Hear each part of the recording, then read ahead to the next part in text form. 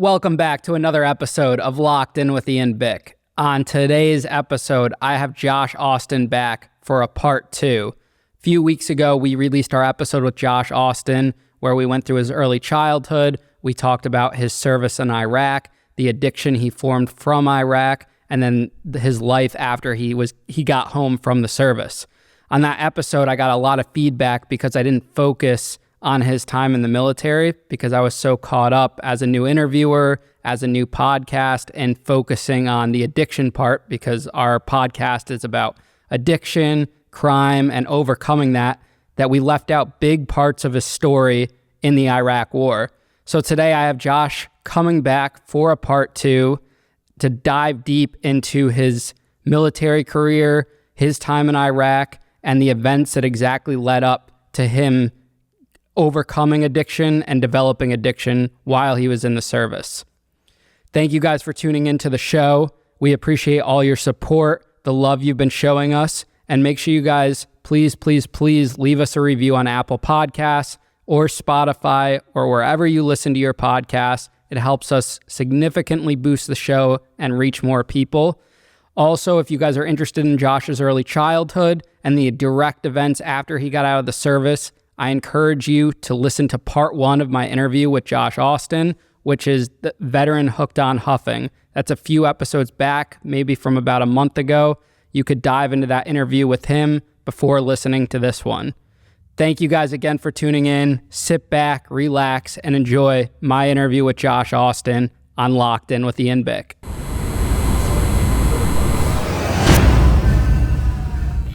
Josh, thank you so much for coming back, man, today for part 2. We've been talking a lot. We went out to dinner the other night, and I've really gotten to better understand you since our first interview and talk to you and really develop a friendship and a relationship, and I'm grateful for that. And I'm excited today to sit down with you for a second time and really dive in depth into your story.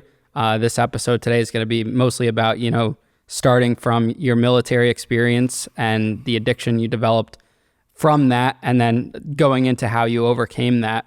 How are you doing today? I'm doing good. I'm much more enthusiastic about it this time. I was real nervous the first time, and then after I looked at the comments from the first one, I was a little discouraged and didn't think I would want to do it again. But I saw some very positive things in there too, and I decided that I wouldn't let some haters, keep my story of hope away from the media here. So, yeah, thank you for having me back. I appreciate that. Of course. And most of the comments, like we were talking the other night, were about me. A lot of people were angry with that interview, and only because I didn't dive into it.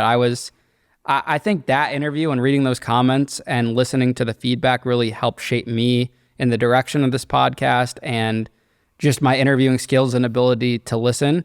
I feel like before those episodes, I wasn't always present, and I was still learning how to interview and how to do this podcast because I've never done anything like this before in my life. And this has just been like a once in a lifetime learning experience. And I'm glad I got a chance to redeem myself on this one. And, it's all about listening to feedback. We wouldn't be here without the viewers, the listeners that watch us on YouTube, that listen to us on the audio platforms. We wouldn't be here without them. And so I look at their comments and I read them and I write notes and I try to figure out how I can get better and perform better. I've been listening to a lot of like Jay Shetty's podcasts and people like that have those mindset podcasts. And I feel like that's really helped me. So without further ado, let's jump into it. I want to know when you decided to enlist in the military service and what made you decide to do that. Yeah, I was in Christian school in the 10th grade. I finished 10th grade out there, and then starting my 11th grade year, something happened the following year at the school that was, I just told my parents I wasn't going back. And so I re-entered the public school system midway through my junior year, finished that up, and then in my senior year, my parents sat me down and told me they weren't going to be able to help me with college. So that was kind of the motivation where it started out, but I wasn't thinking military at that time. I didn't know what I was going to do. But in my senior year of high school, around January, I made friends with a guy there, and he asked me what I was going to do after high school. And I said, I really don't know. I don't have a plan. And he said, well, how about you come talk to the recruiter with me? I've joined the Army while I'm in high school. What I didn't know is at 17 years old, they had a program where you could join up with like the buddy system. And as long as you had your parents' permission or approval, you could join and start getting a paycheck. So that's kind of how it all started. I went to the armory down the road, literally less than a quarter mile from my house with this guy. Sat down, talked with the recruiter. And but at that time, there was a big problem. I was 270 pounds. I'm only 6'2", and at my age, at 18 or 17, the max I could weigh up was 194, and then they would go up to 204, depending on how you taped out. They would tape your neck and your stomach. So I went down there, talked to him. The recruiter was like, "Listen, I want you to join, but you can't join. You're too big right now." So I went home, and I just decided that this is what I was going to do, no matter what. And I started running as hard as I could from 3 o'clock to dark every single day. And I ended up losing approximately 27 pounds in about 2 weeks. So I got down to that 240 mark. I went back to the recruiter and talked to him. They taped me out, and I was within the guidelines of the body fat that I could join at that point. However, then we had a conflict about what I wanted to do when I was in the Army. So I was never the hoorah kind of guy, didn't want to kick in any doors, didn't care about being on the front lines. All I was really concerned about was getting my college paid for and not really doing much for it. So I asked to be in mortuary affairs. I asked for like 15 different jobs before I finally settled on what's called a 13 Bravo field artillery. And the recruiter told me that you're never in the battle on 13 Bravo. And I did have to get my mom to sign, and she wasn't going to sign at that point. And so I said something very nasty to her, that either you sign now and let me start getting paid, or I sign when I'm 18 and you never hear from me again. So I joined on March 24th of 2006 in the middle of my senior year. At 17 years old, I went down to the MEP station, and that's really how everything started. I still couldn't actually ship out until I graduated and got my diploma, which I would do that in June. But then I was still overweight. I was under the weight to join, but I was over the weight to go to boot camp. So I still had to lose about 20 more pounds. Something I'm interested in is most people, when they're told no and that they're overweight and you can't do it, they're going to just go with that and they're not going to pursue it farther. You use that as a motivator, and you said, I'm going to go lose the weight and I'm going to go run. What do you think was like your mindset that forced you to do that got so motivated that you're like, I'm going to do this and I'm going to get into the service? I mean, I made this promise to myself that I was going to be like the break in the chain in the family, and the poverty and an addiction and everything else that was going on surrounding my family at that point. So I was just motivated no matter what. I didn't even see another option other than the military. So I was very motivated. However, I didn't see anything else. I wasn't going to be able to get any student loans because your parents have to sign for you. I just didn't know what else to do. So I said, this is my best option, and they were going to pay for my school. And I just totally bought in to everything that recruiter told me, everything.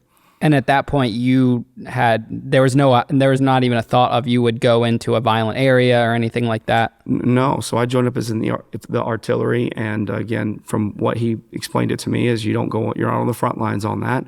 He also used a lot of analogies that, don't make sense today, but did then. He said something to the effect that, hey, do you ever turn on the news and hear about a car accident and someone dying in it? I was like, yeah, absolutely, every morning. He said, well, was it ever you, or was it ever anyone that you've known? Well, the answer was no. I mean, that's a poor analogy, but for a 17-year-old guy, it was like, well, wow, that makes sense. He also explained to me that, the unit that I would be joining, they just came back from Iraq, and that they probably weren't going to go back for another 3 or 4 years if they were going to go back at that point. So everything really made sense. And then what spoke the loudest to me is they gave me a $20,000 sign-on bonus just to join. So I thought that was $1 million at 17, and I got very blinded by the $20,000 and the promise of school. Can you explain the time period? Like, what year is this and what's going on in the world at this time? This was 2006 is when I joined, March 24th of 2006. I would graduate high school at 17 in June of that same year. And to my knowledge, we weren't really doing anything over there. I think there were we were kind of scaling down, I think, at that point. But again, I wasn't really paying attention at 17 years old. I don't think I even heard much going on on the TV about the Iraq War at that point. So From what I understand now, there's kind of a mixed opinion about, the next couple of years. Some people say that we were inactive in that part of the area, and some people said that we were ramping it back up because we had lost control a little bit. But, I was 17 years old, didn't care about it, and I was entering as a private, and I would have never known about any of that anyways. So, but that was basically my idea. I wasn't going to, I was never deploying in my mind.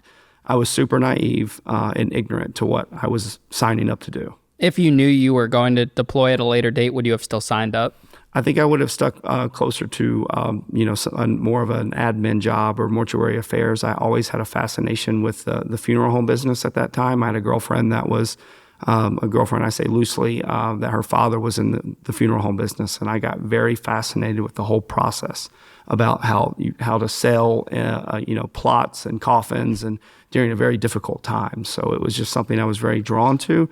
But every time I picked something, I just, he talked me out of it. But yeah, I would have probably either picked a different job, or two, my ASFAB was high enough to join, do anything I wanted. I should have probably talked to the Air Force instead of the Army. Why do you think you were drawn to the mortuary aspect of it? I honestly, I don't know. I've always been very compassionate with people. I've been told that I can feel the pain of others, and I've always really been interested in that part of it, walking a family through the most difficult part. I'm still interested in it today. I don't think I'd pursue it, but I did try to a few years ago and got turned down because someone had just died in my family. So I'm not really sure. I've always had a morbid fascination with reading the obituaries. I've read obituaries since I was 15. I've always read them. I've always enjoyed reading about people's lives, what they did, the impact they've had on others. I even wrote my father's obituary 5 years ago this August. So it's just been a weird fascination for me. Yeah, I get fascinated ever since I was a little kid reading obituaries. I'm someone that always reads the news in the morning on Apple News, or just Googling the Danbury news, and you'd always see the deaths and stuff, and you just go down this rabbit hole of their life and how they passed away and this and that, and it's just, I don't know, it's intriguing, I guess, in a way. Yeah, it is. I always would circle back to it. Is why do we appreciate these people that passed away once they pass away, but not while they're here? So and I didn't even really experience any death growing up for the most part. I had one friend die that I wasn't really close to.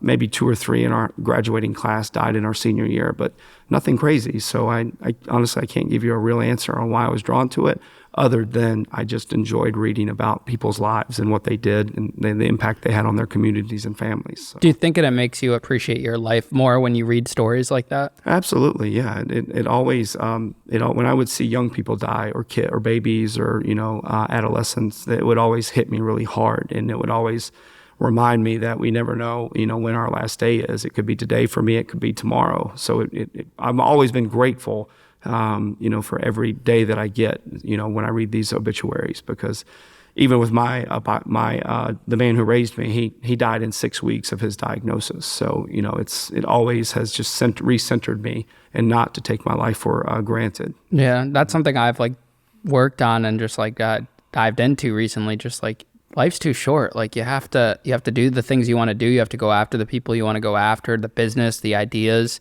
and you just have to do it. You can't, I don't want to think about the what ifs, I want to at least try it and see if it works out, great. If it doesn't, then at least you tried. You don't want to leave that on the table because it's just too short. You don't know how much time you have with someone, and life happens. Right.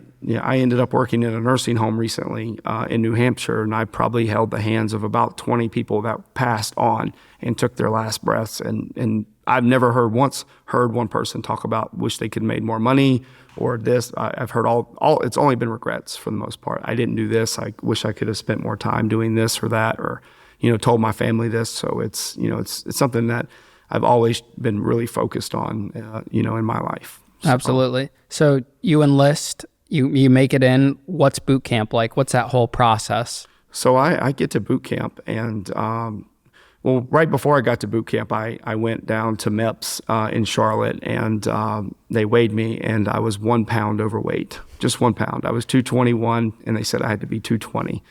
And so they sent me home for 2 weeks. I was already prepared, ready to go, already said my goodbyes. I was really upset. I just asked if I could like go use the bathroom or something. Could we do something here? But the answer was no. I had to go home. I lost a few more pounds, came back. And then eventually I shipped out to boot camp September 11th, 2006, is when I left for Fort Sill, Oklahoma. What I didn't know when I was going is I was going to do a program called OSIT. And what OSIT is, it's 16 weeks, it's 9 weeks of your boot camp, and then it's another 7 weeks of your trade school. Most people go to boot camp and then AIT. There's a separation. Once you get to AIT, you're like a soldier now, and you're not in boot camp anymore. I was in OSIT, which is 16 weeks of week 1. So no privileges, no anything, straight through, just the same thing every day for 16 weeks. So I was kind of shocked when I heard that when I got there. I thought when I graduated boot camp that I was going to move on to what that AIT part of it and be a soldier, but that wasn't the case. And when I got there, I was surprised of how well I was actually doing. I had got down to about 218. I was in fairly good shape when I got there, with all the prep that I did, and I didn't seem to struggle much.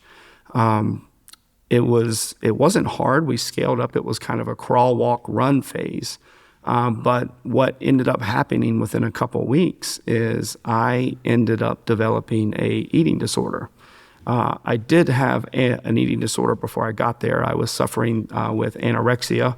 My my recruiter was giving me diet tips, and I don't want to insinuate he encouraged anorexia, but the diet that he encouraged would be considered anorexic. And so then when I got there, I didn't feel like I was losing weight. I couldn't see the progress that I was making. And then some idea popped in my head to start vomiting my food. And that became my first addiction in boot camp. And it started out about weight control.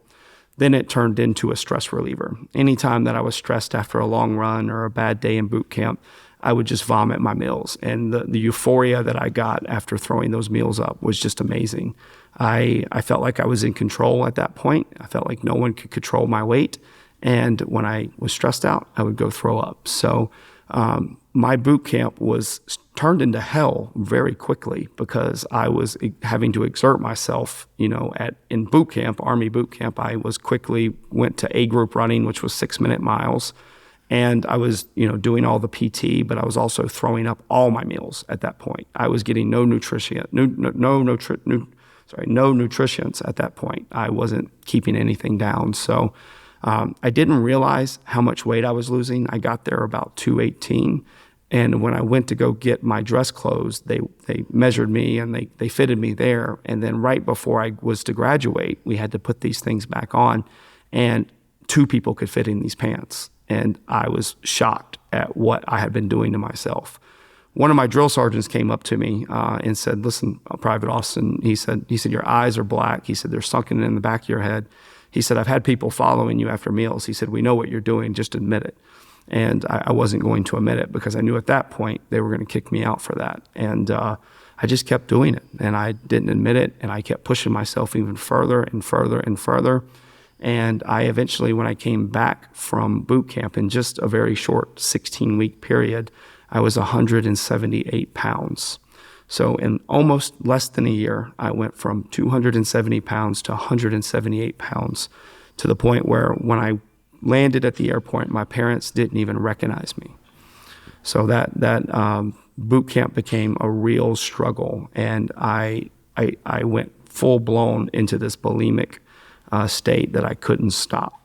Now, when they were asking you if you were having issues or needed help or anything, what do you think stopped you from reaching out to them and telling them what was going on? What was going through your mind that you didn't want to come forward about it? Well, I was ashamed of what I was doing at some point because it was just something I couldn't control. You'll rarely ever meet another man that admits to being bulimic. It's typically a female disorder. So I was ashamed about that. And then 3, I was just always ashamed of something that I couldn't stop. And I felt like I was a fraud, that I'd been telling people that I had lost all this weight due to the boot camp. But in reality, even though the boot camp had a part of it, the real reason for all the weight loss is I wasn't keeping any of my food down. So I was ashamed of that as well.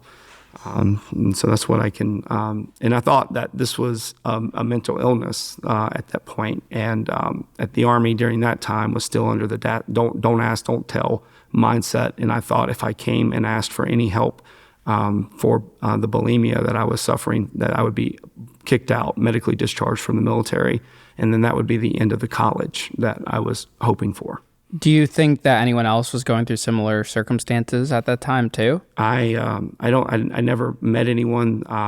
I've only met one other person in my entire life that did suffer through it, and it was a female. So I don't know. I don't think so.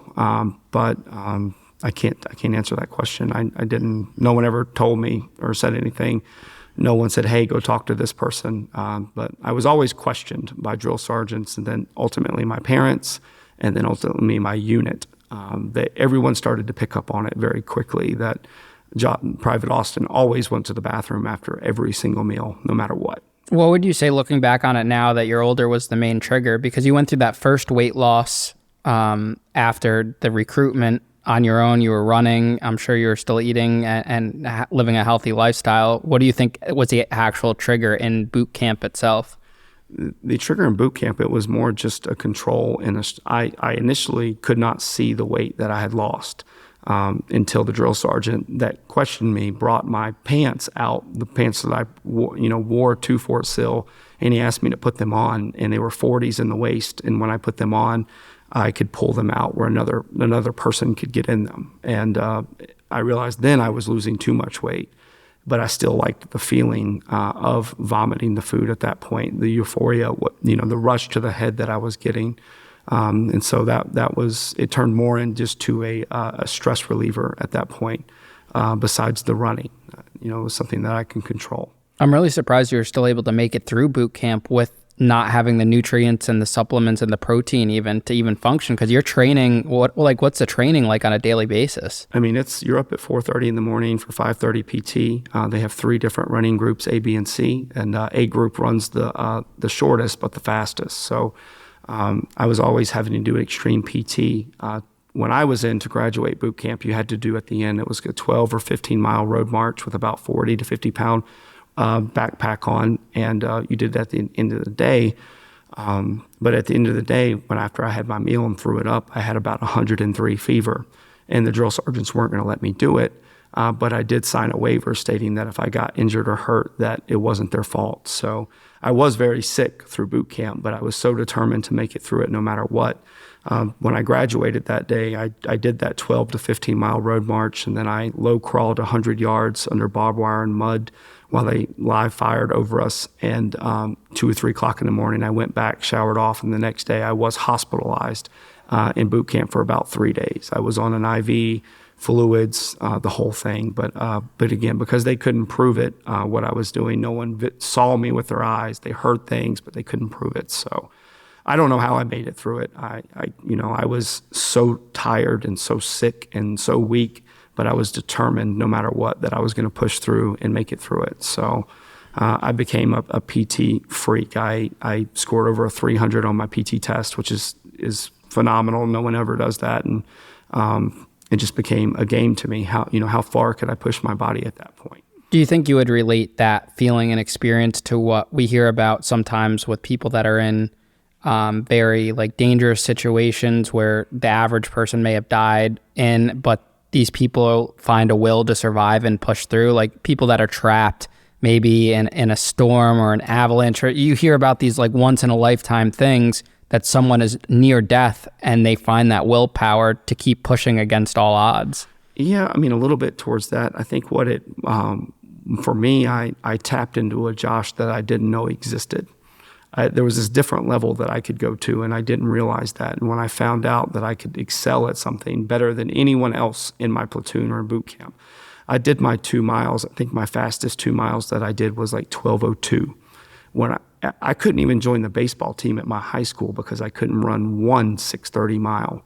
I quit the team because I couldn't. Every practice after practice I had to run the mile and couldn't do it. So when I tapped into this and realized that I could excel at something, I just kept pushing myself further and further and further. And it became very exciting to me how far I could get to the limit. And you're tall too. You're over 6 foot, right? Yeah, I'm 6'2", yeah. 6'2", so you're skinny I'm at this point. 178 pounds, 6'2", and that wasn't the bottom. I would in Iraq it would get far worse. But yeah, I was very skinny. I went from a 40 in the waist to a 28 in less than 12 months. Wow. So once you get out of boot camp, what's that time period like? What happens? Are you getting help? Where does it go? So I'm not getting any help. I joined up in the National Guard. That was another kind of a insurance policy for me, that if I joined up in the National Guard that I wasn't going to go anywhere. I show up at my unit in 2007, and I don't make a good impression. I'm late to formation, and then I don't have a haircut. Hair's everywhere at this point. And I walk into the office, and the first sergeant, was very nice to me, but I don't even stand up and show him a military courtesy. So I start out very rocky on my first drill, once a month, 2 weeks in the summer is what the recruiter told me. And I started that in 2007, and that actually went as planned. And I started working at CarMax, selling cars during the process, and fell in love with that process. I made great friends who I'm still friends with today. Still vomiting all my food at that point. And sometime late 2007, early 2008, we get what's called a warning order that we're going to be deployed to Iraq. And I don't remember which one it is. It's Title 10 or Title 32. You're on one on the National Guard, and then they'll switch you to the other to make you active duty. I go active duty sometime in 2008, and I never look back. We spend a lot of time in Camp Shelby, Mississippi, and Fort Bragg, North Carolina, Camp Butner. We spend time in all these places, and I'm told that my half of the platoon is getting reclassed, and we're going to be doing infantry-like tasks in Iraq instead of field artillery. So I fall into a deep depression at that point, because I realize I'm not doing anything remotely what the recruiter told me, and I start realizing. Still naive, not thinking anything was going to happen, but realizing that I was going to be doing something much different than I signed up for. Are you trying to find a way out of it? Because this all just hits you. You have the job at the car place that's making you happy, and you're like, I'm going to Iraq. I didn't sign up for this. Are you looking for an out? Yeah, I mean, I'm breaking rules all the time. I'm wearing my uniform out in public after drill, drinking at the bars in Charlotte. I'm missing drill. I'm AWOL. Like, I'm doing everything I can to piss these people off, and they're just they're giving me Article 15s, which are taking my pay, and I'm getting in trouble. And then I went to a party at UNC Charlotte one night with some girls, and I went back that night, and I left, and I got a DUI when I was 19 years old, and I thought for sure this was the end.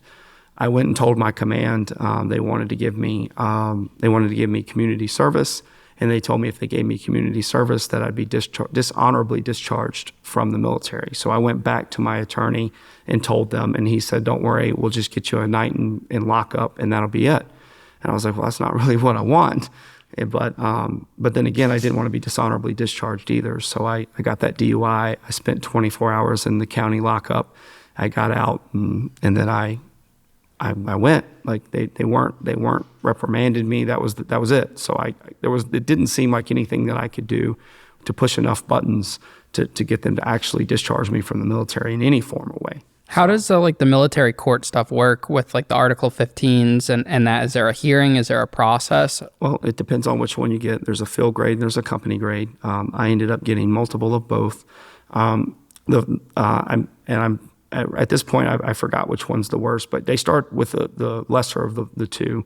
They have discretion on what they can do. They can give you extra duty for 45 days, so you can be on active duty. You're 8 to 5, and then after that, you have to work after till 8, 9, 10 o'clock, whatever they decide that you're going to do. And they can couple that with taking some of your pay or all of your pay. So it just started out with extra duty and just being a shitbag. And having to do just the stuff that no one else wants to do at the end of the day. And it would eventually lead into far worse than that. They would end up taking all of my pay for months at a time. So I was in the Army doing my regular job, doing extra duty, and then also not getting paid for it at all. How long were you going through this stage of limbo before you actually hopped on a plane and they were sending you overseas? This was for about a year. We trained from let's say November of 2007 to November of 2008. I ended up going to Fort Irwin, California, and I did 45, 60 days out there. I came back to Fort Bragg, where we were deploying out of, and lived in what's called Tent City from November till about December 31st, and got about 30 days leave, and then we would ship out early 2009. And you're still suffering through an eating disorder during this time period? Right. I'm puking out in the field in the porta-johns and this and that, and I'm getting caught throwing up at this point, and they're thinking it's just heat exhaustion. They're giving me IVs. They're just not thinking what it is at this point, and I'm getting away with all of it, and they don't know. They don't know yet. And that's something that I think the listeners and viewers are going to find fascinating, is that this literally foreshadows exactly what's going to happen towards the end of your service with a different type of addiction, and the hiding from your superiors and your colleagues and everything like that. And it's going to be interesting to see how that develops over time. Right. The bulimia that I was suffering through, first of all, most men don't even really, it doesn't even come to their head. And then we're talking about Army, infantry, field artillery, frontline people. They're not psychologists, like they don't know what's going on. And I'm not sharing it with them either. So, right, I was able to get away with it because it was just, and I don't know what I think it's 1% of men actually suffer through bulimia, and less than 0.5% of men ever admit it. So, yeah, you're right. It does foreshadow what comes next. Do you have like a message to someone that's dealing with an eating disorder now on how to get through it, how to get help, anything like that? Yeah, if you're going through an eating disorder right now, I strongly recommend you going to at least telling a doctor or a psychologist. There's medication for it. Unfortunately, bulimia is probably up there with pornography with the highest relapse rates, but it's very deadly. Your throat, your esophagus can explode. You can choke on your vomit. You can have a heart attack. It's very deadly when it gets to the level that I was at. Fortunately, there was an event that prompted me to stop, and I've been clean from that for over 10 years now. But if you're having that and you're struggling with that, you don't have to be embarrassed. You can admit it. It's okay. There's help for that. And growing up, we know that this is very common among young adults, teenagers. Women, girls. Yeah, women, girls. We would hear stories like what you're telling in high school and stuff, and people would think it was like a joke or it was funny, and this is a real issue. Absolutely. I mean, this is only the third time I've told a couple other people my entire life. My wife didn't even know until 2-3 years ago that I was suffering through bulimia. So it's been something very private that I didn't share. I never shared it in my rehabs that I was at. I haven't shared it in any of the public speaking engagements that I was at. But it dawned on me in the last 3 or 4 weeks that this was something that I really needed to share because I could have died from that. And I wanted to offer, that hope as well, that you can overcome it. I appreciate you opening up to me with that. And I think the viewers and listeners will definitely appreciate that too, because it's a big world. People know someone that can be affected by that. Right. Now, the day you ship off to Iraq, what's your thoughts, feelings? Like, does it hit you that this is real, that I'm actually going to a place I never thought I would go to?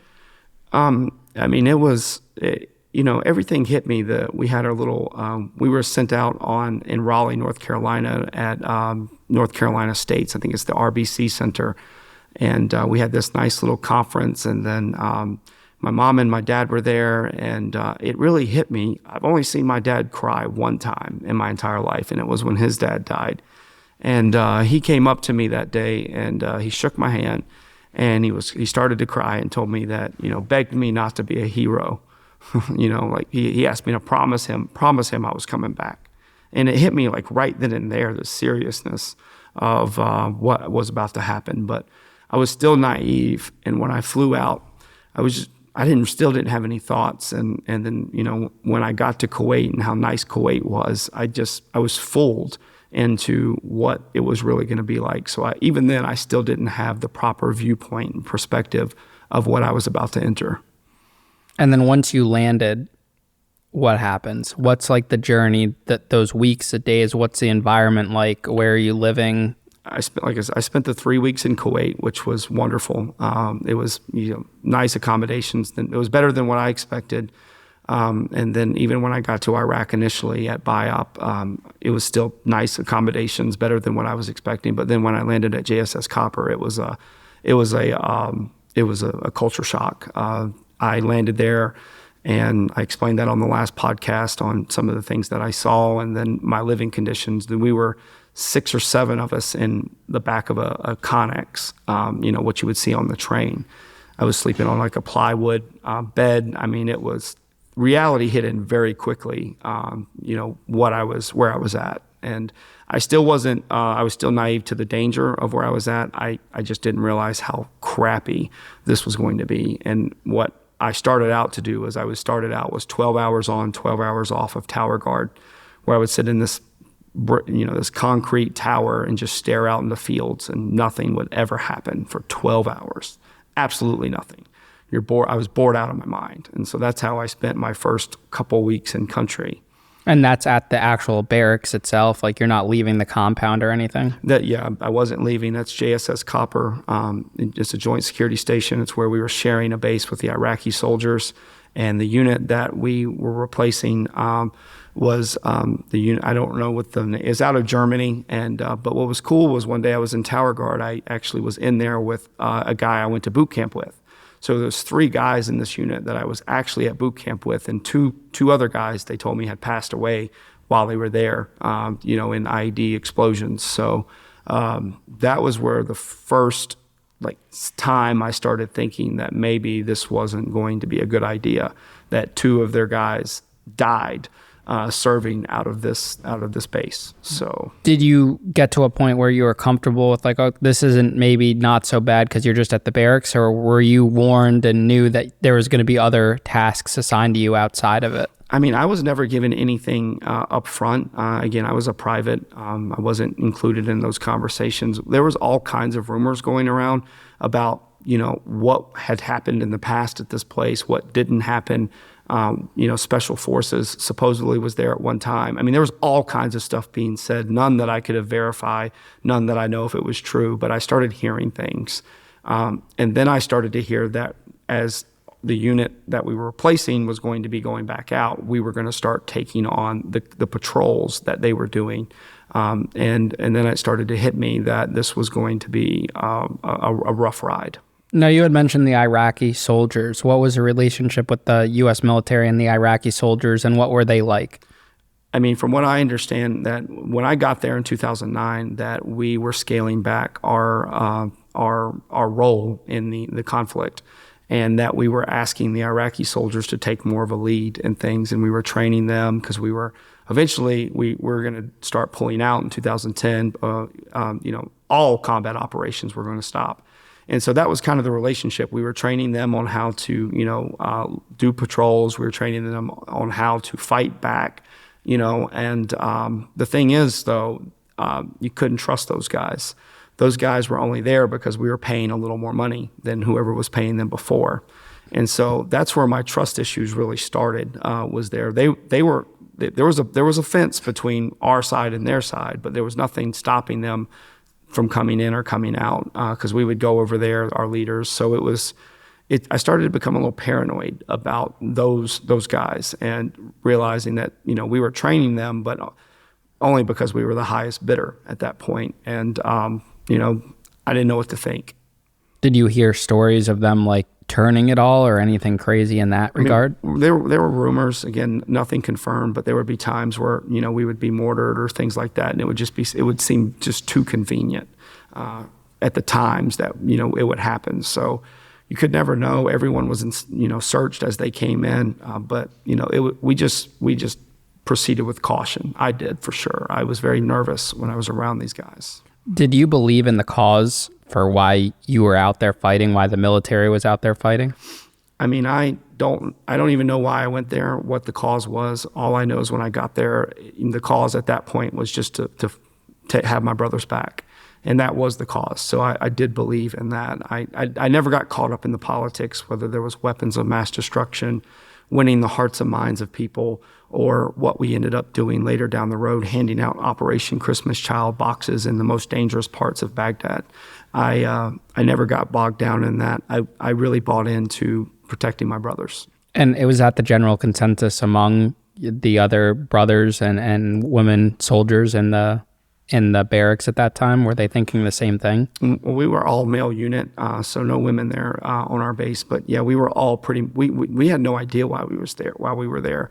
But yeah, we were pretty much like, you know what, we're here. We're going to make the best of this. And, we made sure we had each other's backs. Was it normal to have an all-male unit during this time period? Well, at that time, they didn't, the Army didn't allow women to do combat, any like jobs with 13 Bravo, 11 Bravo, anything that was front lines. They didn't allow women to do that. Now they do. But yeah, so it was very normal at that point. That's interesting. Now, the first early days of patrol, when you're finally leaving the barracks and you're going into maybe more violent areas that were a little bit more rougher than where you were at then, what was that like? I mean, it was scary. The thing is nothing happened for weeks. It was just nothing. They would, when I first got there, they showed us all these videos about things that were going to happen or could happen, and the bugs and the snakes and the scorpions and the IEDs and like everything that could possibly happen. And so when I was going on patrol, my first patrol, I ended up almost having a heart attack in that Humvee because I couldn't fit in the back seat because I was too tall, and it was so hot. There's no AC in the Humvee, and you couldn't open the windows. So I was having a panic attack because of the heat. And then it came to a point where you just never knew what was going to happen.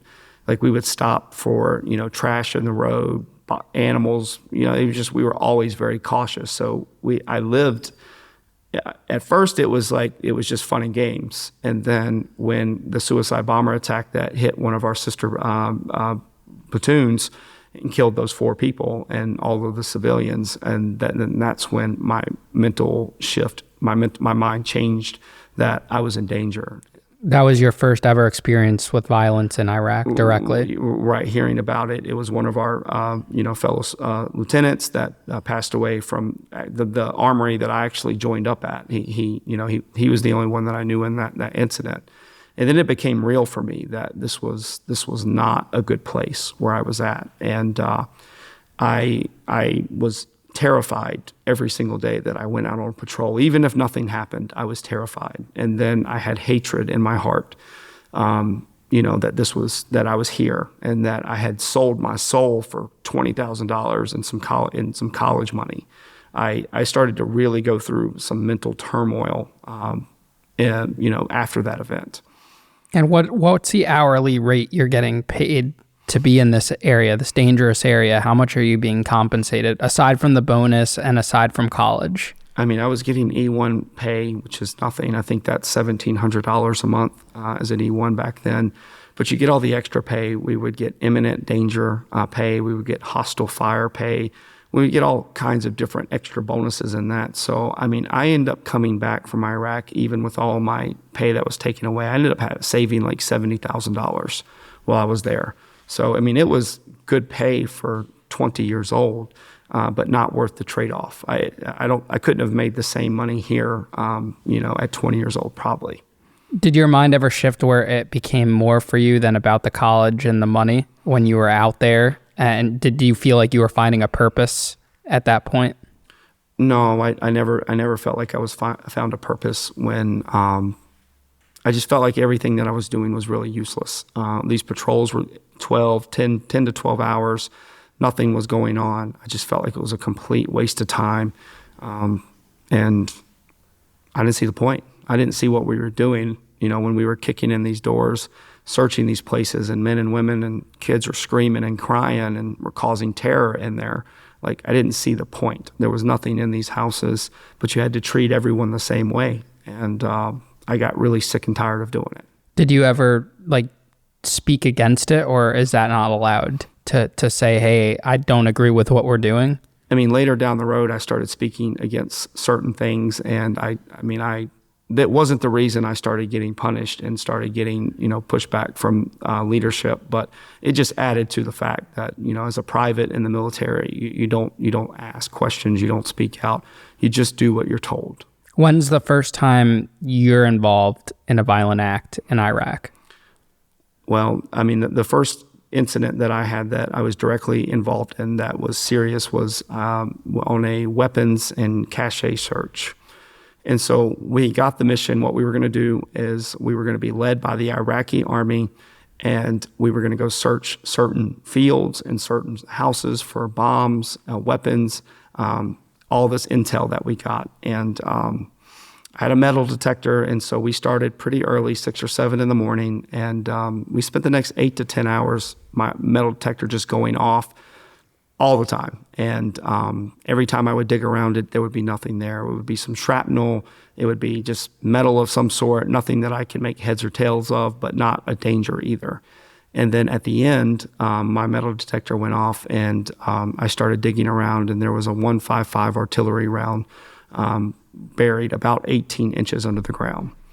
And I wasn't all too worried at first because I thought it was what's called a UXO, an unexploded ordnance. And so I wasn't concerned, but I started looking out in the distance and seeing the Iraqi army, the 2 guys that were leading, watching me while I was sitting there. And I was told to dig a little further underneath it, and there was another one. And this one actually had a telephone on the end of it. And the significance of the telephone is it was one of their primary ways of detonating IEDs from afar.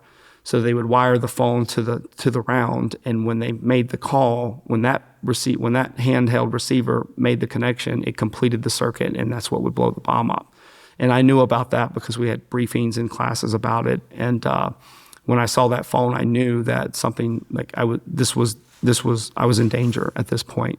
And I call it up to my platoon sergeant. And what I noticed on that is that there was 47 missed calls on that little phone. And then it was going up to 48 and 49, and then 50 and 51 and 52. And at that point, my platoon had backed up with the Humvees because of the situation. And I was told I needed to sit there until EOD got there. All while I'm watching these 2 Iraqi soldiers like stare and watch with their hands in their pockets. So I start getting very paranoid at that point. And I didn't know what was going to happen at that point. I thought that this was it, like this was the way it was going to end. And I'm sitting there kneeling down. I don't know if it took EOD an hour to get there or 10 hours. They're not known for their speed. So, but I just started daydreaming, thinking, wow, this is how it's going to end. And I remember right as EOD got there, I looked up and saw this sunflower and how blue the sky was. And I just had the weirdest thought ever. If this is the way I'm going to die, this is the most beautiful scenery that I've ever seen. And that was the first violent and dangerous situation that I was in.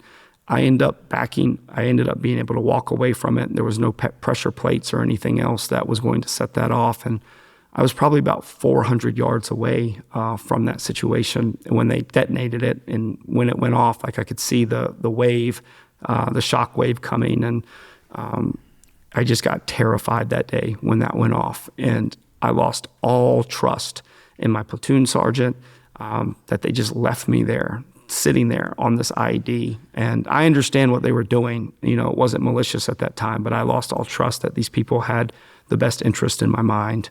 And from that point forward, I wasn't ever the same. What do you think their mindset was, though, to leave you there? Because you were there for hours under the hot sun in the middle there. What do you think that was for? I understand it was to protect the rest of the platoon, right? If one person has to die, okay, but we're not going to intentionally kill all 20. So I get what they were doing, but you know, that was the second event from the suicide bomber attack, and I had started huffing at that point. And things went downhill very quickly when I started huffing, and I lost all trust in them. And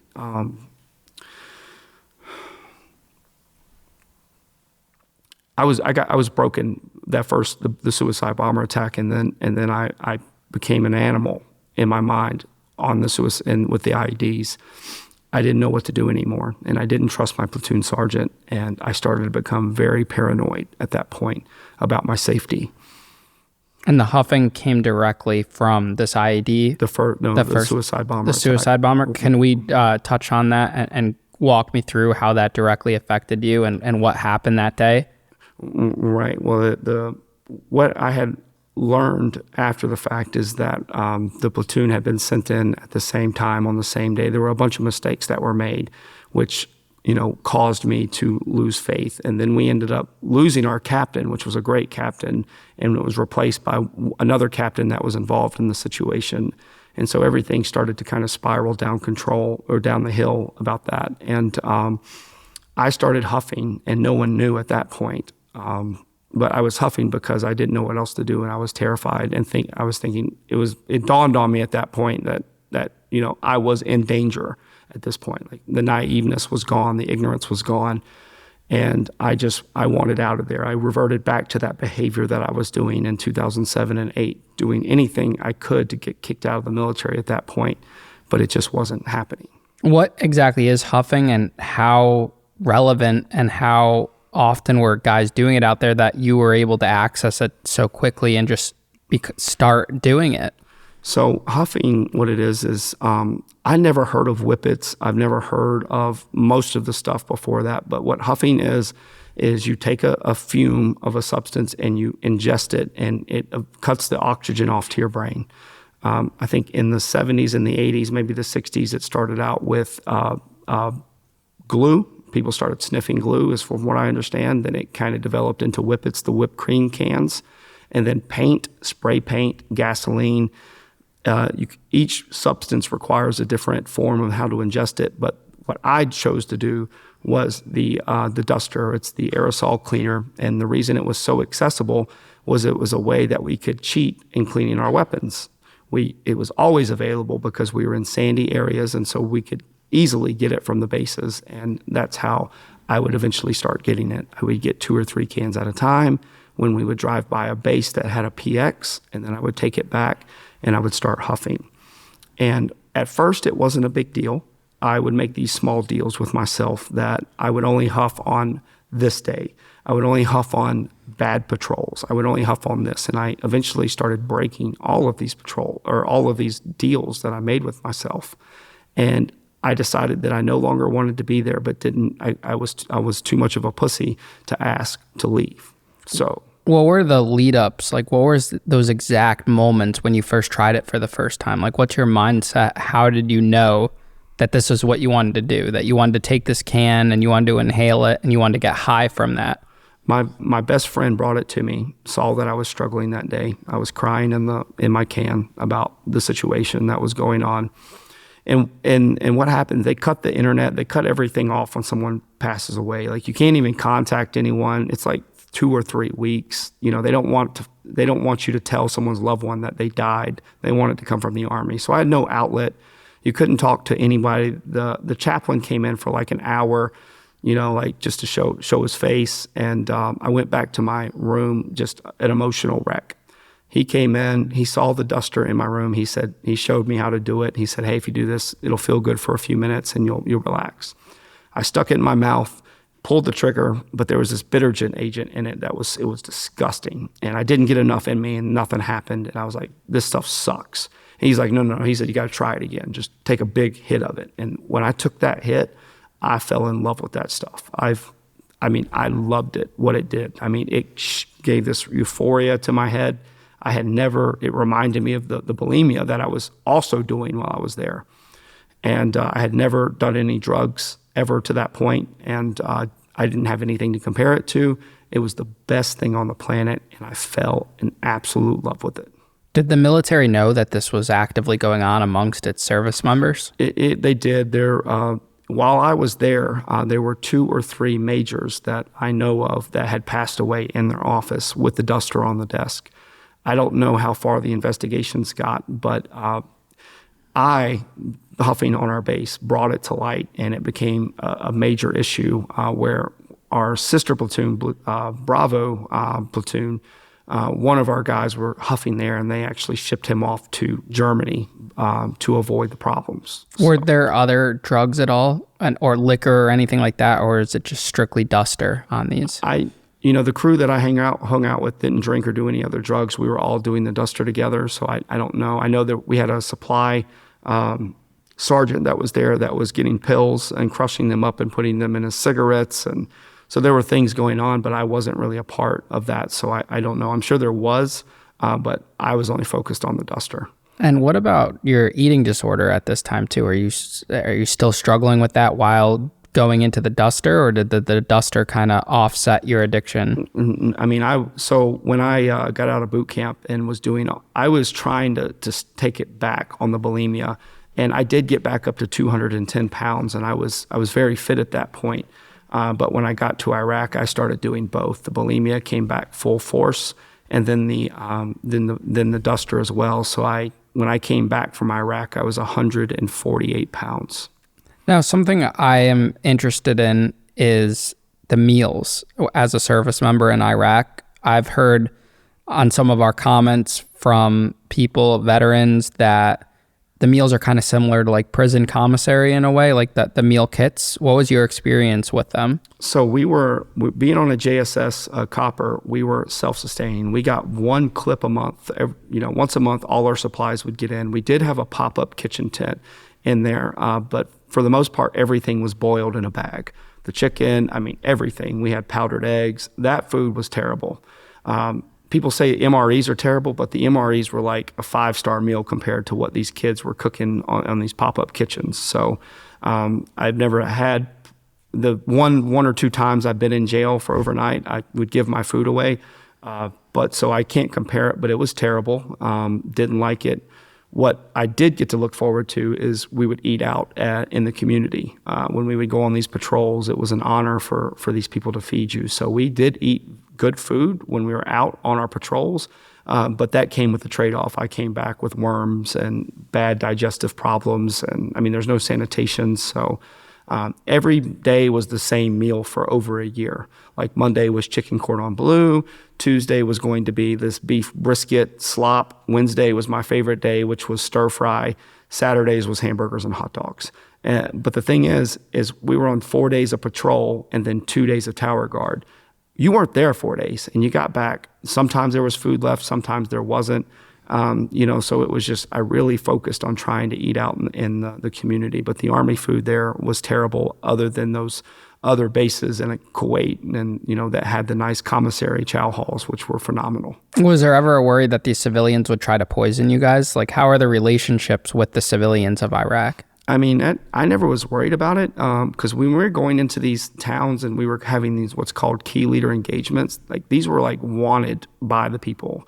We were going in there trying to figure out who was new in the community, who just showed up, like they wanted our help for the most part to keep their communities strong. And we would go in there and build chicken farms and irrigation plants and schools, and we were giving them money for this. So I never feared once that they would poison us. And then when I looked a little more into their culture, like offering a meal was like sacred. So it was something that I didn't feel like they were going to violate at any point.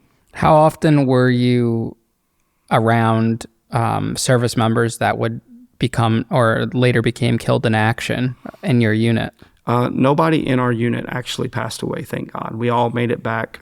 We just had that one loss that was from the unit that I joined up at. So we all made it back, but a lot of us fell apart while we were there. So when I came back, we had 1 or 2 people pass away instantly from like motorcycle accidents, drug overdoses, things like that. So thankfully, our unit that we had together we stayed intact, but it was just, for the grace of God that we weren't touched like that, thankfully. The first time you started huffing, how far into your service time were you there for? I started huffing probably in about 2009 or May of 2009 when the incident happened, and no one knew about it except a few of us that were huffing together here and there. The way it started to spiral out of control is I didn't want to be in there anymore, so I had the bright idea to like go outside of my can where I was sleeping, and I was huffing on the T-wall barrier, and I fell down, and a medic did find me, and then that's where leadership started to find out about my huffing, and it's where the pushback and where they started to treat me very poorly started.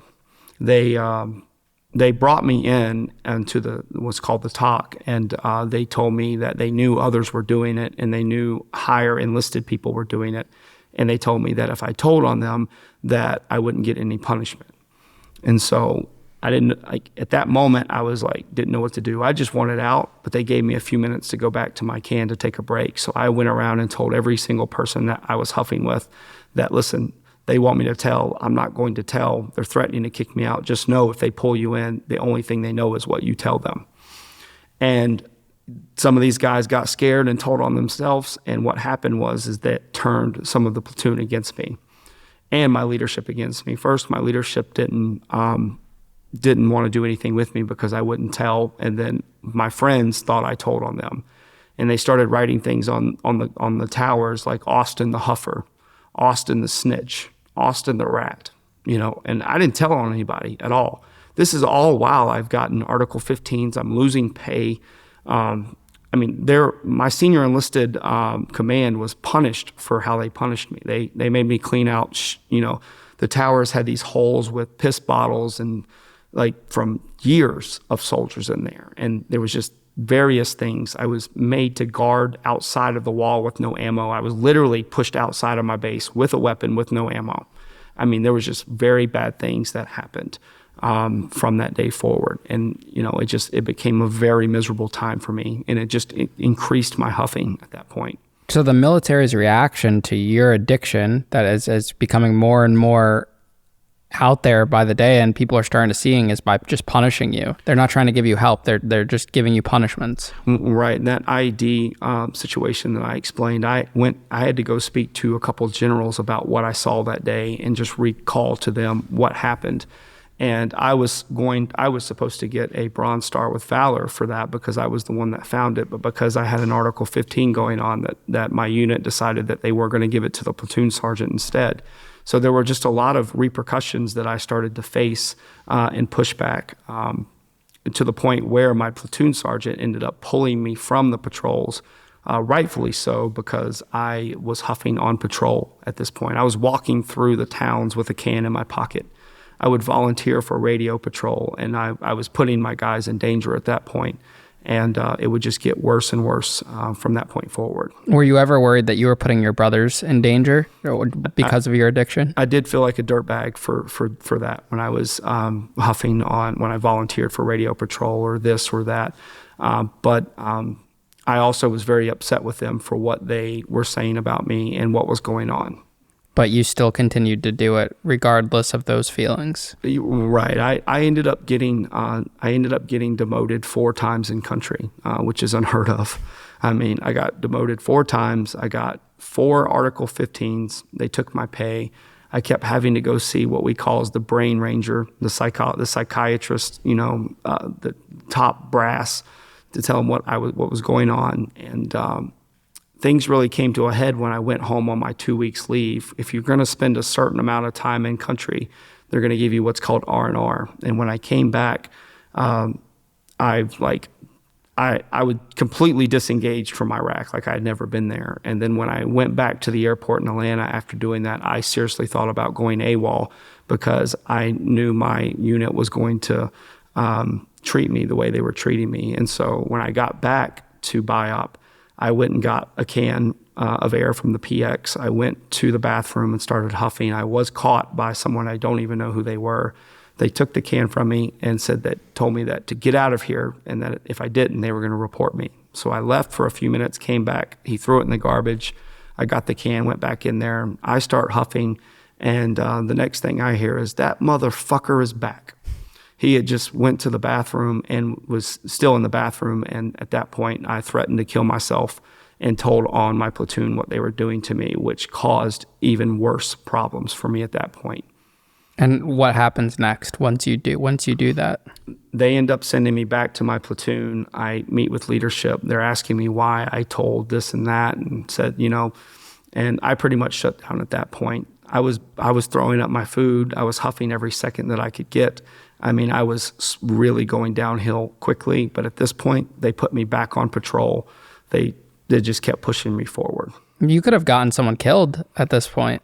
I could have. And my platoon sergeant that I ended up getting in the biggest fight with, I thought about shooting him. He came into our little recreational room. I was told by the first sergeant that I was off punishment and that they wanted me back on patrol. And he told me that I couldn't go back on patrol, but first sergeant outranked him. I didn't go to first sergeant detail that morning. He came in there screaming and yelled at me, and I picked up my weapon and pointed it at him. And is there psychological help for you guys out there? Are there psychologists on base, therapists, anyone to talk to? Not where I was at. I mean, I did get shipped off to bigger bases to speak to psychiatrists and psychologists, but I can't blame the Army for not getting help at this point. I didn't ask. I went in there and lied. At some point, I went in there and lied, realizing that they weren't going to kick me out. They just were going to keep punishing me. And at this point, I just told them what they needed to hear. I wouldn't do it again. So you think if you actually genuinely asked for help, they would have helped you at that stage? Well, they did. Our counterpart, one of the guys, did ask for help, and they did send him out to Germany. He was huffing just like me. And was there a lot of soldiers in your position that were suffering, and you guys kind of maybe found each other and talked about it together at that point? I stopped talking to them because they thought I had told on them. Our first sergeant and captain, they came in and they made us take everything out of our cans, like literally every piece of article that we had. They searched everything. They took every piece of canned air that anyone had on our base at that point. So I caused a bunch of issues for our unit. So you were very isolated and alone. Right. I got very isolated. I was very, at this point, we're still going on patrols. I'm still throwing up. Like, all this stuff is still going on for no money. I'd have to come back. And for example, I was told one of my punishments one day was to put all my battle rattle on and just walk around the base until they told me to stop. Okay. Well, I decided I wanted to know how many times I could run around the base, as fast as I could. I wasn't asked to do that. I was asked to walk. I didn't know a colonel was going to land there that day and see me running around in 110 degrees, stop me and ask me who asked me to do this. I unfortunately, I put my leadership in a bad position. Even though they were not following the rules, I was doing things not making their life easy either. Do you have thoughts at this period of time thinking like you're crazy and that you're the problem and that you caused this on your own? Or did you know that this directly resulted from those traumatic events and it wasn't your fault and you needed some serious help? I mean, it's a 50-50. I really, it's hard to straddle that line and blaming things and taking responsibility. Those events did put me in a position to make a choice. I had no idea that canned air was so addictive. I didn't know huffing. I never heard of the term. So yes, those incidents put me in a position to make a choice. I made the wrong one. And I will say that there were a couple people in the unit, a captain that ended up moving on somewhere else, and a first sergeant that did looked me square in the eyes and promised me they wouldn't discharge me dishonorably and would get me help. Looked me right in the eyes, and I told them no. So I turned down the help that I was offered because I didn't know if I thought they were lying to me. And this all stemmed from traumatic experiences in the military. Right. It's one thing after another. We would go in and we would kick in doors and nothing, things wouldn't be there. Platoon sergeant would say things like, Josh, you're going to be the point guy because you have the widest shoulders. You can take the most bullets. I know it was joking, but it started to wear on me, and then there was times where we did get mortared. There were incidents that happened. It was just, we were fortunate to never get hurt.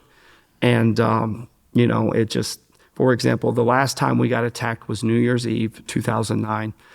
I thought it was fireworks outside, honestly. I was sitting there in my can watching Dexter, and I start hearing these explosions in the background and then thinking, okay, it must be fireworks. We must be doing something here because on the 4th of July, our platoon sergeant let up a little bit. We stopped on MSR Tampa, which is the main road, and we started firing our weapons and our grenade. I mean, we had a great time that night, shooting in the road and all kinds of cool stuff. And so I thought maybe this was just fireworks. And then all of a sudden there was an explosion that shook the tent. And I ran out there. I was in such a mind frame that I was in sandals, no shirt, shorts, and I forgot my weapon.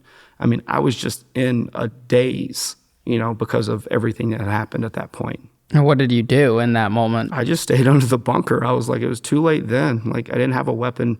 Fortunately, no one passed away. The great thing about these mortar attacks and anything else that happened to us is that these people that were doing it weren't skilled. So they didn't know how to do it. They would walk in the mortars. They would either be too short or too far, or if we got shot at, it was while we were on patrol, we just kept pushing through. So, it was very fortunate. And what are your relationships like back home with your family, your parents, your girlfriend, if you had one? How are you communicating with them? Do they know what's going on? So early May, really early in my deployment, I just told my parents I wouldn't be calling them no more because I got tired of like lying about things that was going on or not going on. And so I told them, I just said, listen, I'm going to call you every once in a while. Just let you know, no news is good news. If you don't hear from me, it means it's okay. I'm not dead. And I didn't have a girlfriend at that time. I didn't really have any other friends. I was keeping up with a handful of people, but I got to the point where I had just lost interest in everything at that point. Do you think that was really selfish looking back on it? You probably made your parents worried and how they felt?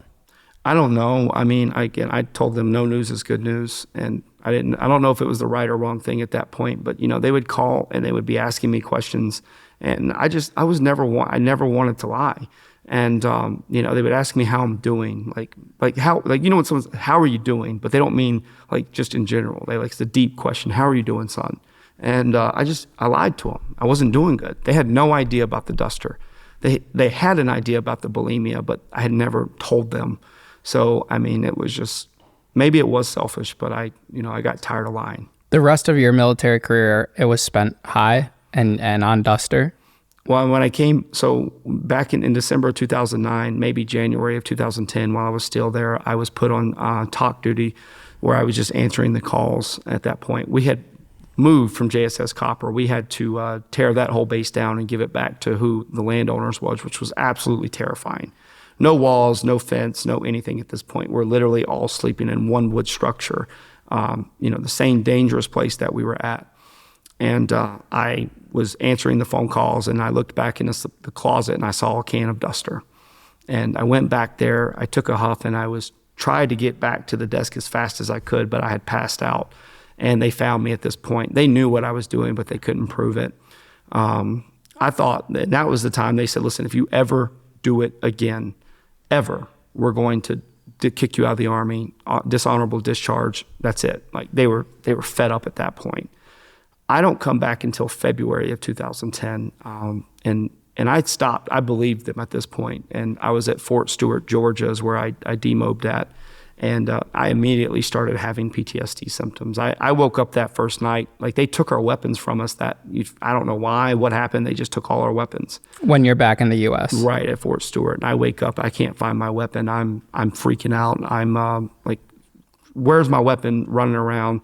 I get up, I'm running sniper. Like I'm a basket case at this point at Fort Stewart, Georgia. And but again, I went through the process where I was offered help and I just wanted to go home. I just kept telling them, no, like, no. And it's just to get you through the process as fast as possible. And it just made it worse and worse and worse psychologically. Right. And so I started to really have the issues. And, when the good thing is when I came back, I started to do the same thing. I was having PTSD, but I didn't know what I was experiencing at this point, and there was no way that I was going to verbalize it to my command because, again, I had a whole bunch of stuff going on. I had at least my bulimia alone had enough to get me kicked out, at least a medical discharge. And so when I got back, I went back to National Guard for a little bit, and I moved in with my dad, and what I decided, I went back and did the same thing. I started getting 2 or 3 cans a day and decided that would be for the week. I made these small little agreements. And then one time in February 2010, I got tired of driving back and forth to Walmart, which was only 6 or 7 minutes. I sat in the parking lot and I did about 70 cans in 3 straight days in the car. And that was like an eye opener for me. My dad came and got me, found me, and he was like, bro, you need some help. Like something's wrong with you. Like, seriously, like you not wrong in the sense that I should be ashamed, but like you went through hell, like go get some help. He found a rehab. He found a whole bunch of stuff for me, but I was 21 years old. I wasn't going. I told him no. I went back to selling cars. And, but the thing is I did meet this woman while I was in Iraq and on my 2 weeks leave. That's how I got familiar with this area. I came up here on my 2 weeks leave to meet her in New York City. And I fell in love with her. And so I got busy. I started going to school. I started coming up here for 2 weeks at a time. She would come down here. Like I went clean and sober from that for 6 straight years.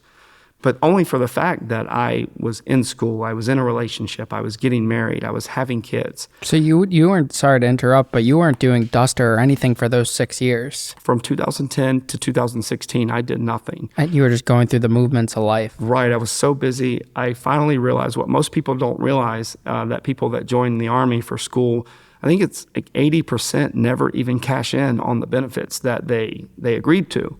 And so I immediately got in there, went to community college first to get all my stuff knocked out, even though they were paying for it. And I just kept going progression after progression. And this relationship became serious. And it was the first one in my life that I, was really thinking, wow, this is going to move forward. And even the Army, when I came back, I was barred from reenlistment.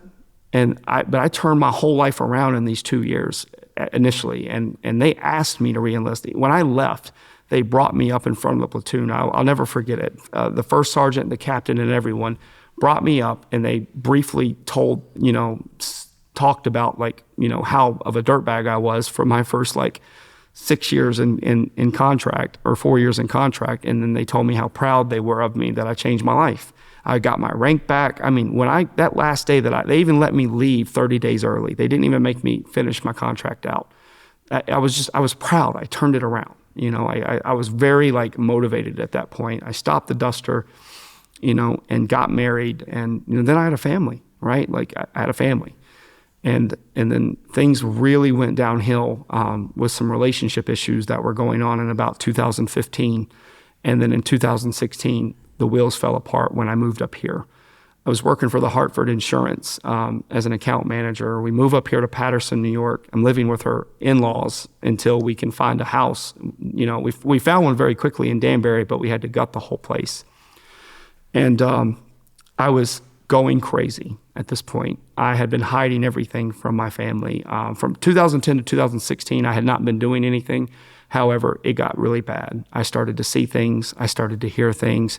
I started to hallucinate. I mean, I was having nightmares. There was one time where I woke up and I was on top of my wife, about to hit her because of a hand-to-hand combat situation. These two Iraqi soldiers, where we were on a patrol under a bridge, grabbed me and tried to take me off. But then they said they were joking after I hit them with my rifle, right? So I was having these nightmares that I couldn't explain. I lost all sexual interest with my partner because I thought I was absolutely going crazy. I mean, things were going downhill real quick. I just wasn't using at this point. We get up here. I walk in. I graduate with my bachelor's degree, and I walk into Chase Bank, and I ask to speak to the manager, give him my resume, and tell him that that I'd love to work here if you were hiring. They tell me that I'm not working. They're not hiring anyone, but the next day I get a call. I eventually get a job. And then White Plains, I had to go down there to White Plains, New York to start training. And that's where I picked up for the first time in 6 years. I was on my own. I was learning to get my financial license. And I went on my lunch break one day. Instead of going to Uno's Pizza like I love to go to, I went to CVS down the street. I walked into the stationery aisle and I saw the Duster and I said, this would be wonderful to do. And that was a Friday, okay? And I didn't go home for 3 days. I left my house on a Friday morning, love you, hugs, everything, kids, everything. And no one knew anything was going on. And I disappeared for 3 consecutive days. I went to work Monday, came back. I came back home Monday afternoon as if nothing ever happened. And that's where it started. I don't know what they were thinking. I don't think they understood it, the bulimia. No one understood what the Duster was. And I was able to just push it under the rug and, just go on with it. But at that point, I was in trouble, big trouble with the Duster. That urge to want to do that Duster when you saw it, that happened all those years after you got back from Iraq. Do you think that was just building up inside of you and you weren't, that PTSD was there, but you didn't really experience it until certain triggers happened. And then once it happened, it's just everything that you should have felt those years after kind of unleashed and put you into that? Yeah, I mean, I was in serious denial about the PTSD. I didn't want to accept it. For the most part, my deployment was very calm. I didn't experience, for example, I feel like, someone that would have lost their leg, experienced a worse situation than me. But what I didn't realize, that my situation was bad too. And it impacted me, just as bad as it would someone else. And that trauma is relative. And so I was in denial about everything that was going on. I didn't want to admit it. And then the second time that I relapsed in 2016 with the duster, my family finally called me to the table. And for the first time in my life, I asked for help. And they, my family told me that, PTSD wasn't real and that what I experienced wasn't this and that. And they just let into me. Why can't you just get over it? That didn't happen. There's no way possible. And I mean, that was the first time I asked for help, with people that I seemingly thought cared. And that just shut the door on ever asking again. And so from 2016 to 2019, I went from, my addiction shifted from thinking I could do it recreationally and stop. I thought for sure when I did 1 can that it would not lead to the 70 cans, but it kept leading to the 70 cans. And then it shifted to knowing that it was going to lead to this direction. And then it became a suicide mission. So every time I relapsed in these next 3 years, it was to kill myself. I didn't have a weapon. I didn't know what else to do. I just couldn't live like this anymore. I didn't know where to get help. I wasn't going to ask anymore. And I was doing everything I could to just end it with a duster because I researched it. It's dangerous. It's like Russian roulette. And I just couldn't die. I would remember sitting in the parking lot of Walmart in Danbury, and I would be huffing, and I'll never forget it. Every time I woke up, I'd see the blue letters of Marshalls, and I'd be so devastated that I woke up. So devastated. I even got to the point where I got a blindfold and put it on, so I didn't see those blue letters of Marshall. I was hoping that I would just wake up. When I woke up, thinking maybe I was dead. And that's where it just got really bad, really dark at that point. I was driving down the road and I would have what now I know is disassociations, the car would turn into a Humvee. I could feel the heat. I mean, I was just having the most incredible things happen and I didn't know what to do. Was there a lot of talk during this time period of when you got out of what PTSD was and how to help it and who you could talk to? I'm sure there was. I started counseling in 2016 at Danbury at the vet center with a wonderful person. But unfortunately, I was in such denial about my addiction, what was going on, and I wasn't engaged in my treatment at that point. So I want to refer back to I was at fault for not accepting the help that I was offered. In these 2016 to 2020. The time period before that, did you think you were good? Or was there always a part of you that knew something was wrong and you were just pushing it to the side and you weren't facing the demons, I guess you could say, that developed from your time in Iraq? The duster thing, it was off the table. That wasn't even remotely an issue for me in during that time frame. But the other stuff, I knew there was a problem. Me and my wife would go to 5 or 6 restaurants in one day that I would just walk right out of because I couldn't be in crowds and small rooms. She loved this restaurant called Pho in Danbury. It's so small, and we probably walked in there 3 or 4 times. I would walk out. I wouldn't go to amusement parks. I wouldn't do anything with her. Couldn't come back down to New York City. I mean, I was all but locking myself in the house at this point and totally losing my mind. So, and when you have situations like that directly correlated to your experience? Oh, absolutely. For example, my family one day went out to some pumpkin picking farm here in New York, and I kneeled down to pick up a pumpkin, and I looked out and I saw a sunflower, and I immediately had a flashback of that IED situation, and I was zoned out. And when I came to being told, "What's your problem? Why can't you be present? Why are you always doing this?" And I don't fault her for any of that, but I was a miserable person.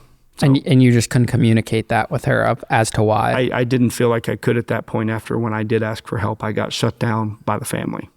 And what about the brothers you were serving with? Did you stay in contact with any of them? Was any of them reaching out to see how you were doing? Here and there. I think other guys, PTSD hit them a little later on, and we were all eventually found ourselves in the same boat. And we all eventually lost contact. My best friend that I was in his wedding, we don't talk today. I don't know what the problem is, but I did lose contact. Moving up north was probably more of the reason. All of them being in North Carolina as well and not going back. What would you say became the lowest part of your life at this point? When does it get to rock bottom? the lowest part in my life was, when I got arrested that day in Danbury Walmart parking lot. And it's not because I got arrested. It's not because I got felonies. It's not because of any of that. But I consciously, I'll never forget it. I walked out of the bail bondsman office that day, and I remember making the decision that I made the decision that I was going to live on the streets and be a drug addict and quit on my family. That was the lowest. Like, I remember it. I went back to my house and then took an Uber back to Walmart and started again. I made the decision. That's the lowest point in my life, that as a man, I quit on my family, my wife and my kids. I quit on them. That was the lowest part. And you just felt, what did you feel? Why did you come to terms with that's what you wanted to do? I just realized that I wasn't going to be able to stop the PTSD, that it had been too much, that I had waited too long, and that this duster had such a grip on my soul that I wasn't going to be able to stop it.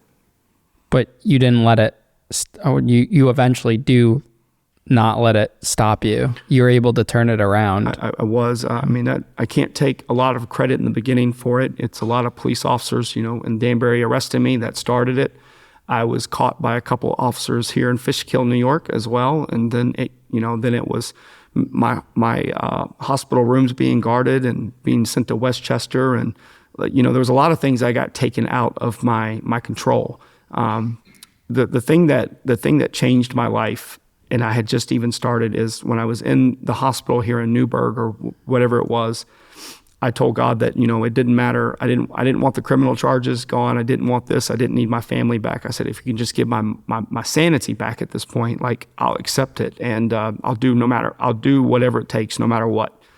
And then they sent me to Westchester Hospital to get my surgery. My jaw was broken in 4 different places. When I got there, they do these intakes, what's your highest level of education, this, that. I just answered nothing to everything. I gave them no information. And I was sitting in there waiting for surgery, didn't know when it was going to happen, but this woman came into my room and she introduced herself. She says, my name is such and such. I'm a chaplain. She says, normally I only come into the rooms that I'm asked to come into. She said, but I feel drawn to come into your room. And I'm like, okay, what do you want? And she said, why are you here? And I was very rude, not answering any questions. And then she asked me if she could pray for me. And I was like, you can do whatever you want to do. It's a very generic prayer, nothing serious. But when she stopped, she looked at me and she said, you know what, Josh? She said, it's going to be okay. Just remember, no matter what. No one heard those words from me. I said those words in a hospital bed. I didn't even verbally say them. I said them in my mind. And from that day forward, I knew that I was going to be able to overcome this. I didn't know what the landscape was going to look like at the end of it when I got out of all the treatment and everything that I was going to go through. But it was I knew that finally I had a little bit of hope that if I just kept doing the next right thing, that this could turn around. And it started with me going to Rhode Island. I went to a 30-day program there. And then I went to Ohio to stay with my mom for a little bit. And then I went to Kentucky and did an 80-day program for PTSD there. And then the biggest choice I ever had to make was to come back and go to Teen Challenge, which was 12 months inpatient in New Haven. And I made that decision. And so it kept building and building and building and building. And the thing is it was all easy up until that point. Like, it was all easy. Like, all I had to do was just do what I was told, right? And then I was divorced. And then just a few weeks before I was to graduate this Teen Challenge program, out of nowhere, I received divorce paperwork. No warning whatsoever, right? And that started a chain event of things. And the thing is when that happened, I was presented with a choice. Did I believe in what I said I was going to do, or was I going to back out? Everything that's happened since that last relapse has put me in a position to make a choice. And I have completely turned my life around in regards to that. Do you think that hospital visit brought you back to your 17-year-old self that was so motivated, so driven to do whatever it took to get into the military? Yeah, it confirmed, I had been a seminary graduate, getting my master's degree in theological studies, and being ashamed of what I'm doing. And it just confirmed that God heard me that day when that woman said that. And then it also, the pushback and the obstacles that I faced moving forward, with people writing me off and the divorce paperwork and this and that and everything that happened, it just motivated me even more to just keep pushing forward, keep doing the next right thing. And so, yeah, it just put me back into that 17-year-old mind frame that I'm going to do this no matter what it takes. Do you think you needed to go through all of those events after coming back from Iraq to be where you're at now? Or do you think that this could have all been avoided and you'd be a different person if you had that conversation with someone the second you came back to the States? No, I needed to go through these events to be where I'm at today. I wasn't ready for recovery, even if I would have been given a video of what was about to happen. I could have watched the next 10 years unfold in my life and know it was me and still be in denial. But yeah, I had to go through this. What would you say is like the biggest message you've been able to create in your mind from this whole experience, everything you've been through, everything you've gotten through? What's that message that you want to share with every single person that's listening, watching, tuning into your story? I mean, recovery looks different for everybody. I can't tell someone what to do or what not to do, but what I do know is I've adopted a couple things in my life. One is just doing the next right thing. Whatever the next right thing is, that's what I need to do. If you're always doing the next right thing, you're going to be okay. I made an agreement with me. I like to make agreements, and one of them is if I'm experiencing a problem or a certain emotion, that I have permission to go get the duster if after the fact it's going to make it better. Never going to make it better. I would recommend reaching out to your community. There's always resources. There's always things that you can get into that can help you with recovery. It's not a lost cause. It's not hopeless. I mean, I was hopeless at one point. I was using behind a dumpster at Walmart in Newburgh, with a shirt and shorts on in 15-degree weather. It's not impossible. It's possible to recover. We do recover, but it takes work, and going to rehab is not a character defect. I was told something recently, and I'll share this, that it's not a character defect if you have a substance abuse problem, okay? It's not. You're just bad at it. Just don't do it anymore. You're bad at drugs and alcohol, so just don't do it. And hearing that from someone really changed my mind frame. It took the shame and the stigma away from that. And there's help out there where you can ask, you can go for it. The stigma is getting removed. It's still there, but stigma is slowly being removed from mental health issues. So I would just say go get help. I mean, I have mentor people now. I mean, I have sponsees that I work with. I'm giving back to the community. I go to recovery groups. I do everything I can. I speak at recovery rehabs all across the country via Zoom. I mean, I have totally bought into this program. If you don't have to do anything different in addiction. All you have to do is use the same effort and energy that you put into the addiction into your recovery. That's it. That's it. There's nothing extra. Just do what you're doing in your addiction for your recovery, and you'll never turn around. How do you get through the dark days? Because we all still have those, no matter what we've gone through, there's going to be days where it's dark and our demons are coming for us. How do you get through those? You get through them. You just don't pick up. You go to a meeting, you call someone. If you go to a meeting and say, hey, you're new, they'll give you numbers. I've gotten up to 27 consecutive calls with no answer, but 28 picks up.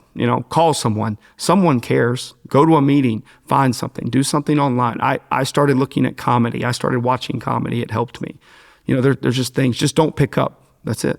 It's just that easy. Something I also wanted to touch on too is you became fascinated with what we do on this podcast, and which was like a motivator to reach out to us. Can you talk about that? Like how you felt connected, someone that hasn't been to prison, but went through similar life-changing circumstances, and you felt that connection with me, with the show, and you decide to reach out because of it, and you've watched and listened to every episode. Yeah. So, I mean, I just stumbled across you through TikTok, and I think it was some of your food episodes, or when you were doing Uber Eats or dating, whatever it was. Like, you were just really funny. Like, I was like, wow. And Danbury caught my eye. I was like, oh, okay, this guy's from Danbury, right? And I started Googling you and trying to figure out what you had done, and I researched your case, and ultimately what I came to at the end of the day is I was like, wow, me and this guy was like just the same way. We just had different outcomes.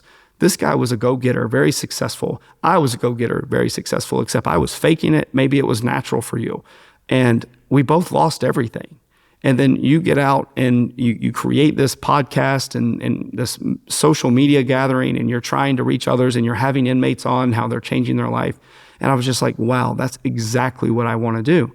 And before I even knew you existed, I was writing a book, and I wanted to write a book. It's called The Unlikely Path to Addiction and the Impossible Road Back, and about the 5 men that changed my life.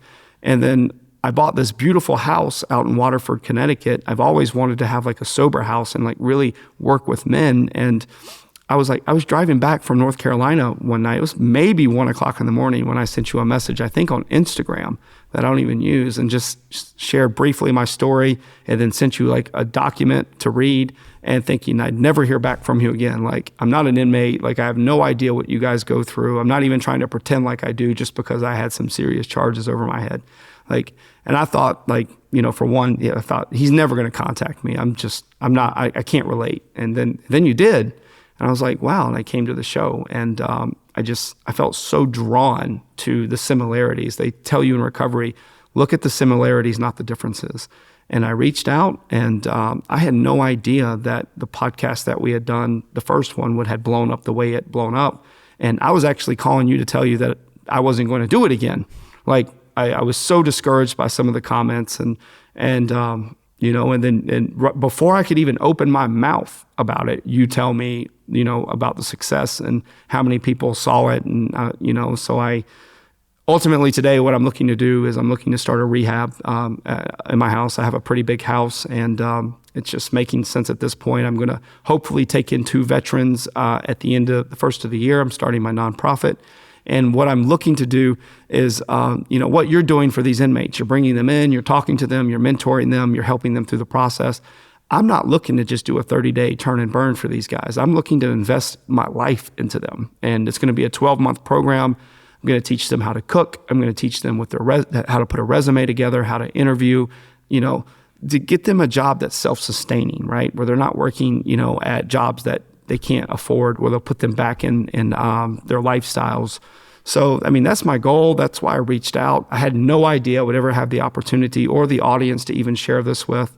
But that's my goal. I know for certain I'm called in this life to help veterans and other struggling addicts, you know, get their life back together. That's awesome. And I really think you helped me. Like, the last few weeks, I've grown so much, just not even numbers on the podcast and our audience, but just like as a person and mental and emotional maturity and the direction I see this going. And I think you helped me realize the power we have here, that there's people from all over the country that are reaching out, that want to sit down and share their story. And it's not just about the crazy stuff that happens in prison, which is great that people want to know about, but it's about like sharing very vulnerable experiences. Like, you're telling me stories that you haven't told anyone before. You're telling another man that you barely knew before these heartbreaking stories of how broken you were as an individual, and that inspires other individuals that want to share those experiences. And I think I've become more grateful just even the last few weeks to be able to have that opportunity, because not everyone gets that, to do that, and to be able to have these connections and these conversations with people, and to learn about them on like such deep levels. Normally people only get that with their partners, their intimate partners on that level. Like, growing up, me and my best friends didn't talk about stuff like this. We didn't talk about men's mental health. We didn't talk about addiction. I didn't even really talk about like things that happen in prison on like a deep level. So to be able to have this platform, to be able to do that and to discuss with individuals like yourself, you know, it means a lot. And I'm excited to see where it goes and it grows. And I'm glad that, you know, we have this relationship now that we could talk. I'm sure we're going to do stuff in the future, whether it's you starting a podcast or maybe even me coming to talk at your home or something like that. But it's all interconnected. And these are real issues being told by real individuals that have these real life stories. And that quote that I put up on my Instagram last week and on Facebook that someone shared with us was about that this podcast is about broken people sharing their stories. And in the process of that, they're becoming better. And it's maybe helping other people being prevented from being broken or that are already broken and helping them heal. Right, and I agree, and I truly believe today that everyone goes through things, and the only reason they go through them is one, to grow, and two, to help the next person that's coming behind them. I mean, I truly believe it. You know, in your situation with being an inmate in federal prison, you're helping the other prisoners, you know, the inmates that get out to put their life back on the right track. And what I want to do is, you know, I want to help the same thing with veterans, mental illness, people that have disorders that they don't want to tell people about. I just got on here. You told me how many people saw the last one. I just came here and shared a very intimate struggle that I've had with God knows how many people at this point. So I really hope that if people, you know, need help, that they reach out. I'm willing to talk. What I found good about, not even what's great about talking to someone that you don't know is that you don't have to see them in person. It's really easy to share things with someone that you'll never meet in person. So my therapist always told me that he's moved on now, but he said, just treat me like a prostitute. He said, come in and do what you need to do. And he says, don't even look me in the eyes, and walk out and feel good about it. So I hope that when people hear this, if there's another man out there that's suffering with bulimia, just know I'm 10 years clean of that. And if you ever need to talk, at least first go to a professional, but I'm available. I know how it's like. Or if you're a veteran, just getting out, experiencing this stuff, go talk to someone or hair. I'm up all hours of the night. I only sleep about 4 hours a day. I'm up. So, I'm so thankful for this opportunity to share my story, my strength and hope with, anyone out here that's listening.